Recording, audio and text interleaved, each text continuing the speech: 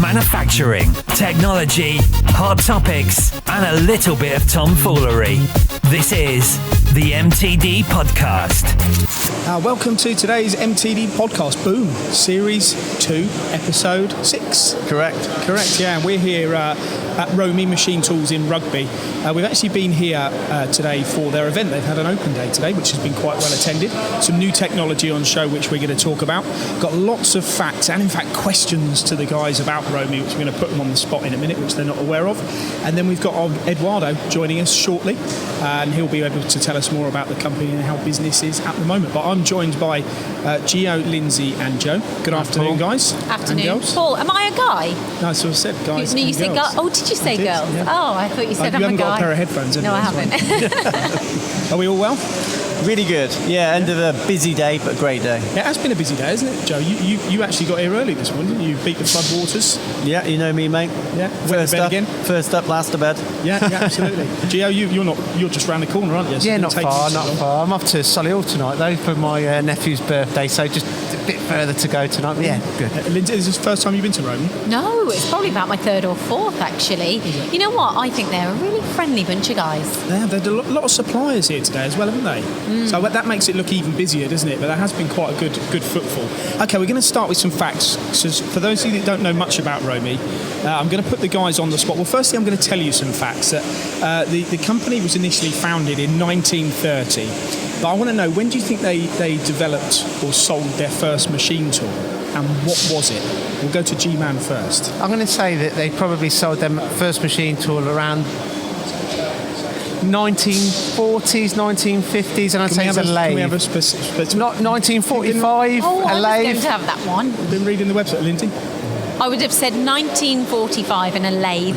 Okay. Sorry, that's the same as exactly Gio, the but I same think I've read the website. Is it like a game show? If I go one above, if it's like way above, I win. So 1946, and it was a lathe. It is, apart from there's no prizes. It was actually 1941 was the first machine, and it was for machining engine parts. It was a lathe. It was a lathe, so you were right. But quite interestingly, and I wonder whether you can guess this, do you know what the brand was initially called? Because it wasn't ROMI. I don't know. No, you've got me there. It was actually iMore. No, they've all gone blank. That's the first time. No, I'm waiting for a gag, but is that what a gag? It was actually iMore. We'll come back to why in a little while. But then in the 1950s, in fact 1956, ROMI made the first car that was made in Brazil. See, I did know that. Which we've seen in some trade shows, in fact. Zeta or something. Zeta. Zeta. Yeah. And do you know how many do you think of those they made? Quite a lot, actually. Yeah? I don't know the exact figure, but there were 10,000. 10,000? No, Lyndsey, any guesses up? Well, 3,000, which is quite a number, isn't it? There's still a few in stock. Okay. But then they changed their name in 1969 to ROMI, right? But this is where it gets interesting. Why do you think they went from iMore to ROMI? Is it backwards? It's backwards, yeah. I was about to say that, yeah. Yes. I was the one who got that first, so I'm But the original I'm family name was an Italian name, which was ROMI. But because of the World Wars, they didn't want to have an association with Europeans, so they actually turned it backwards and called it iMore. But then what happened, of course, after the Second World War and time elapsed, in the late 1960s, in 1969, they actually then changed it back to the family name, which is ROMI, as they were integrating into Europe. So quite a fascinating story, that one, isn't it? I find it quite interesting as well, because Mr. ROMI, when he first started, he had a lathe, he couldn't afford to buy one, so he made one himself, and that's where it all really began. I know, Gio, you know a bit about that. He started off in agriculture. Yeah, and I think he came from Italy, actually. He went to Brazil. He was in agriculture. He was manufacturing parts for the agricultural business. He had one lathe, couldn't afford his second, as Lyndsey mentioned, so he actually made one. So it was that good, people wanted to start buying them. That's the same as what Joe does with his shoes. No finance back then, obviously. That's why they got holes in. And in 1976 they had a huge foundry. They opened their first huge foundry. 1984, the first CNC injection moulding machine. And the first subsidiary was set up in 1998 out of Brazil. Now, there's a clue in this one. It was in the name of it is the same as Joe's favourite food. Hamburger. Where was chocolate. it? Could have been Hamburg in Germany, but it wasn't. Apple, carrot. Kentucky.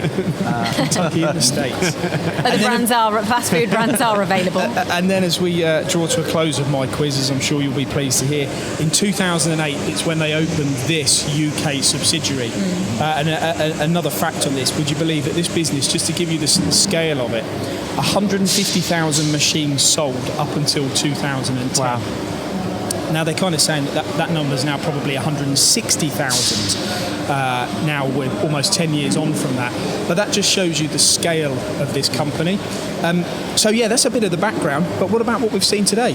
What you seen, Gio, that you liked? Mark, is obviously, I mean, it goes without mentioning the new GL 300S. I think it's a brand new product from ROMI Machine Tools. It made its UK debut here today. I think the fact that it's a modular kind of machine tool in a way where they're using the same casting throughout the machine tool range is a great way in which to manufacture machine tools, just to be able to be competitive and keep that cost down. So you're giving your customers the very best product at the very best price. I think it's very clever. Yeah. Lyndsey? I've just seen a really impressive cut today, and it's on the D800. I know we did a premiere for it back in, I think it was June, July time. But for me, like, we go to lots of events, we go to lots of shows, and you see really impressive parts, you know, like you say, on the 5-axis, you can see just the most amazing cuts and shapes that get made. But even though the end product, the demo, wasn't okay, wow, it's not like, you know, a globe or something like that, the cuts were incredible, and the metal removal was so impressive. I don't think I've ever seen metal get removed that quickly. It was something like 40, the 40 angle of a ramping cut was just so impressive. I really enjoyed that scene. Yeah, exactly that, really. We quite often see these beautiful pieces that look like trofas in the end, but let's face it, good old engineering tends to be 3-4 axis machining, and that's what we've seen on the D800 today. And that was EN24T. Yeah, exactly that. So it was Kennametal tooling, and obviously the D800 version 5 machine from ROMI just goes to, you know, show what can be achieved if you've got the right machine, the right cutting tool, and a decent marriage. And they were drilling with an end mill as well and taking huge cuts off it. It sounds like at the moment the noise, if you can hear it in the background, is people dragging tables around as they're trying to get away before it gets dark. But I think some of the machines on show have been fantastic today. I mean, I always used to like the GL 280 as a small turning centre, but now they've stepped up to the 300. I think that just illustrates their intentions for the UK market. Subspindle, Y-axis, where they want milling. to go. But they need to be in that market, really, to compete these days. And what I've really learned from today as well is these machines, because they're solid and they're rigid machines, they're quite quiet when they're doing such cuts. And I think everyone has kind of walked away. Pardon? Yeah, do you Pardon? Got me on that one, right? Well, Eduardo's going to be joining us very, very shortly. But before he does, there's been some automation. There's been some automation here as well this week, hasn't there, on the Halter? This is becoming quite common, isn't it, within machine tool companies? Yeah. For me, whether Halter or other brands, you know, it's going to be everywhere you go now. It is, you know. Heard statistics of like 15% of machine tool inquiries at MAC 2016. Had automation inquiries at 2018, it was nearly 50. So, yeah. So what's it going to be in 2020? It's not going to go down, is it? No. What about the injection moulding side? Gio, what have you picked up there? I learned a lot, actually, and I like the fact that, you know, ROMI Machine Tool offer, obviously, machine tools as we know them, but also offer injection moulding machines. So we learned about the synergy between the two. So there's a lot of engineers, some that I know, Victoria Drop Forgings, for example, that are manufacturing mould tools. They may have done. They're manufacturing mould tools on their D1000s. Why not then go and actually make moulds as well and enter a different arena as well and make money that way? So the fact that they offer both and support both is a great testament to ROMI and something that they can help you with. Lyndsey, I hope they've got safety boots if they're dropping their forgings. Oh, the place is unbelievable, that place. The floor's vibrating there. It's a very historic company. Also the suppliers around. It's always good to have a good mix of suppliers, work holding, tooling, and certainly here, like with the Kennametals on this demo that you were talking about earlier. Okay, I think what we're going to do, Eduardo's going to join us now. Lyndsey, thanks for joining us on today's podcast. I'll see you very soon. Today. See you soon. Eduardo, welcome to MTD's podcast. Thank you. If you just want to try and keep your mouth a bit close to the microphone, let's work. There's a bit of background noise behind us as people pack up. Has it been a good couple of days for you? Yes. 2 days, very busy with customers, good contacts, good deals here, good partners. So yes, and very good. For our audience as well, Eduardo, can you just tell us what position you are in the UK and where you fit in the company? Sorry, about myself, about the company? Yeah, yourself. you head up the UK. Yes, division. I'm the MD here in the UK. Yeah. Yes, I have been working for ROMI for 20 years now. What keeps you here then? 20 years is a long time to be at a company. Yes. Well, my life has been working for ROMI. It's part of my family. My grandfather worked for ROMI from both sides. So one father was like the chauffeur of the ROMI family. The other one was a nurse that took care of the ROMI, Emilio ROMI, that started the company. So it has been generations, and talking about my family or about us it's hard to split from ROMI. It's really a passion working. Have you spent much time in Brazil at the factories? Yes. From these 20 years, 14 years was working there in Brazil, in the headquarters. And go on, Joe. Yeah, no, I was just going to say you've got. I know a little bit about the machines. I've done a lot of research, but if you've lived and breathed for 20 years, 14 years, where that actually produces tools, what are they like? What's your opinion on the machine quality, the build quality? One of the main features that always we say about the machines, they're really, really robust machines. Okay, this is the first thing that always comes in my mind. Why ROMI? It's because really, since we have all the constructions of the machine is in our hands. So we have engineering that works for our Foundry. So they are experts in making casting. So they are always sure that they will make the most robust thing. And then we have our Foundry. So we make our casting, we machine our casting. So the first thing is always a very solid machine. When you talk about a casting, though, is it? I suppose it is like a material. I suppose when you make it in a foundry, the integrity of the structure of it, the mixture of the materials to make it, there must be a big aspect for you to get the best possible casting. What are those ingredients? It's a combination of many factors. I would say the first thing is really this huge knowledge that ROMI has about Foundry. We started as a foundry. Well, that's right, in the 1930s, didn't you? Exactly. So when we started as a small garage there, we already had a foundry. So it's so much history and knowledge, about this. Because when you make a machine casting, it's not necessarily all down to its weight. It's down to how you how you construct it. Exactly. The ribbing, the gaps, the distances, the slant, angles, all of that type of thing, isn't it? Exactly. And this is, what the guys has been doing for the last 90 years there. I mean, it's just like Joe. Just because he's big, it doesn't mean he's strong. Well, you used to play rugby, I think so. You're right. I am strong, but that's just a coincidence. in regards to the castings, I mean, you're an OEM that obviously manufacture machine tools. Not every OEM actually, manufactures their own castings and design their own castings. Exactly. So, from that perspective, what kind of advantage is it to be able to design and manufacture your casting for your machine, not only from a technical perspective, but also from a cost perspective that you can pass on to your customers? Yeah, one of the advantages we have is we are much more flexible because, for example, if a customer wants something different on the machine, we have this flexibility to adapt the machine, to maybe increase some size of the machine or some column or whatever, because everything's in our hands. And I think that's an important point that Gio makes there, because I was talking to one of your colleagues earlier who heads up European marketing, Jürgen, and he was saying that there's around about 1,600 machines installed around Europe, but it's growing quite quickly. Now, certainly the German market and the Italian market, they're hard markets to penetrate as a result of them having their own equipment manufacturers locally based. but you're actually making inroads into those marketplaces. Yes.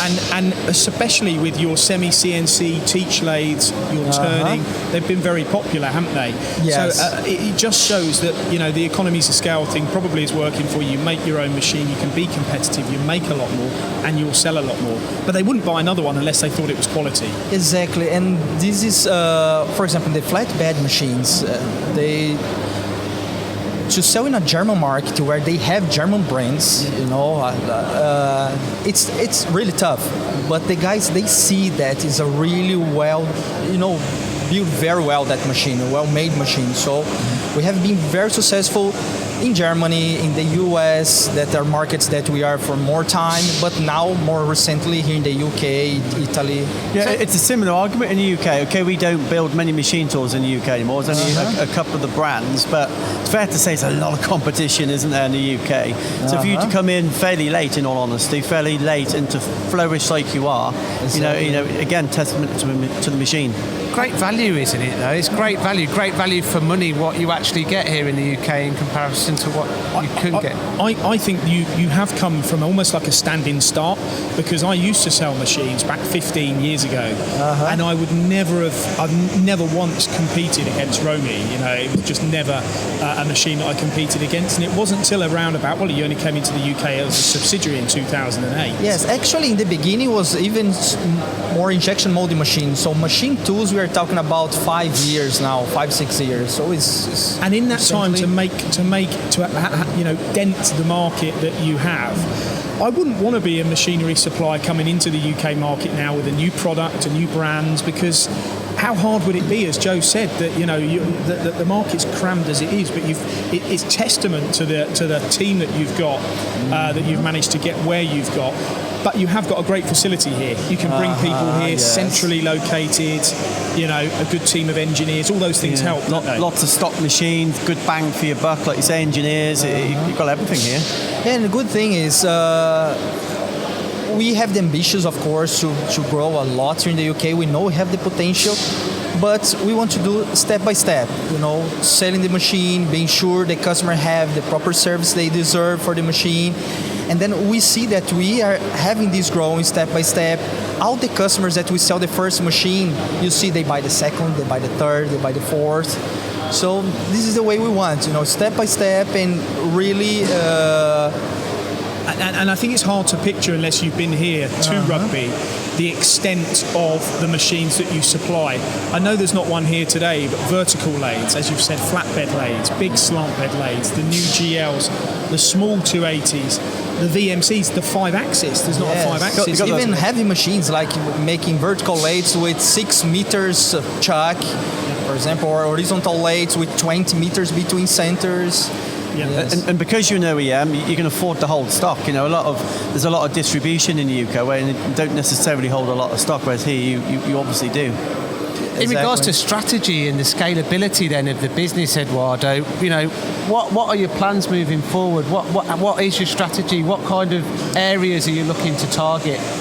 Like Paul mentioned, full fit simultaneous 5-axis. We spoke to Gordon from SolidCam. Exactly. He's having one delivered in January. So are there certain areas that you're looking to target? Yeah. First we really want to consolidate what is more our standard line, because we still really believe we have a lot to grow here in the UK with these standard products, with the VMC, with the new generation of slant beds. But now from next year, we'll start some more pushing in the 5-phase or 5 simultaneous X direction also. We already have customers here with these machines, but it was really not a big push. So next year will be the way we are going. And then step by step bringing more products, increasing our portfolio. I think another thing that illustrates the size of the business and the clout that you have in the global market is what happened with the Fanuc controls. Weren't you one of the first to get the Fanuc system, the new Fanuc system on your machines? Yes, so Fanuc already has the IHMI in some other controls, some other like 31 and 32. But ROMI was the first OEM that worked with Fanuc to have the IHMI on the 0i. So we had our team going to Japan, the team from Fanuc from Japan going to ROMI. So it was really development together. So, and then we were the first OEM in the world to launch this new control. And I mean, it's a superb control you've got on that. On the GL300 there, touchscreen. We were even playing with it earlier while it was machining, and you didn't crash it, did you, Gio? No, I didn't, thankfully. But no, you're right. It's really impressive, lovely control. 19 inch, I believe, on that particular model, and I think it does help. I think in regards to, we always mention hardware and software, and with younger generation of engineers coming through that are so familiarised with iPad technology, when you can kind of create a machine tool that kind of they're familiar with in regards to programming, etc., it simplifies their task ahead. It simplifies the programming. It's something they're already used to and accustomed to. Exactly. Yeah. And the good thing about this new CNC is, as you were saying, looks more like a tablet. You can even. You see, in the machine that we have here, we have one of our partners that installed the app to work with the probe system, with the preset system. So it's much more friendly and open now to integrate more things, to connect with your computer. You can open a CAD cam if you want directly in the control now. So it's... Well, I did mention on the looks, Eduardo, earlier we'd done a CNC piece, and I did mention on the looks of the machines, so they do look great. The next generation machines do look great. They must have had the Italian designers. and do you know what? That would mean something to me. If I had a machine shop and I had, if I was going to invest a lot of money, I'd want it to look good. I would. Yeah. No jokes, Paul. I would just like to say, Eduardo, there are a few machine tool vendors in the UK that kind of boast about a 20% market share, 25% market share. There is no reason, looking at the kit that you have, that one day you won't be able to do the same. Is that your intention? Yes, absolutely. Yes. We have the potential, we have the capacity, we have the products. It's just, of course, putting our brand more and more in front of the customer giving us the opportunity to try the machine and see how good they are, and I don't see why not. Great stuff, good stuff. Well, I think it's been a very informative podcast. Thanks for joining us today, Eduardo. Thank you for your accommodating us over the last day or so. It's been a very enjoyable event. Remember, you can come and see ROMI's machines here in Rugby, in Warwickshire. Very, very centrally located, just off the M6 and A14 junction. In fact, close to the M1 as well. Plenty of machines here, as we've mentioned, turning centres, machining centres, 5-axis machines, injection moulding machines, some place to come and not only see the machines but talk technical as well. Thank you very much for all joining me today on today's podcast. We'll see you next time.